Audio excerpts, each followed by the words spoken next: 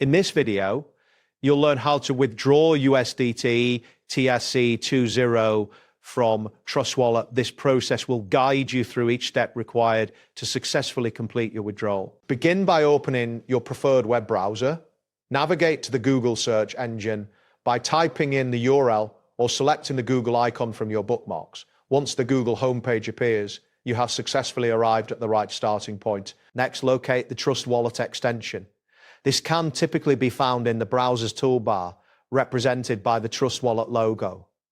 Click on this icon to open the extension, which will display your Trust Wallet interface and account details. After the Trust Wallet interface loads, look for the option labeled Sell. This option is usually located prominently on the main dashboard.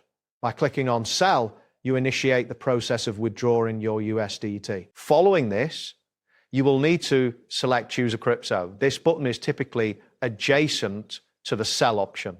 Clicking on it will present you with a list of available cryptocurrencies for transaction. Once the list appears, locate and click on the search bar. This feature allows you to quickly find specific cryptocurrencies by typing their names. Type in USDT in the search field. As you enter the text, the interface will filter the results to show relevant options.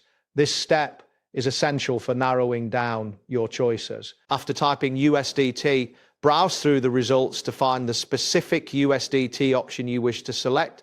Ensure that you are choosing the correct version of USDT. Next, identify and select the USDT option that displays the TRC20 logo or is labeled as USDT Tether.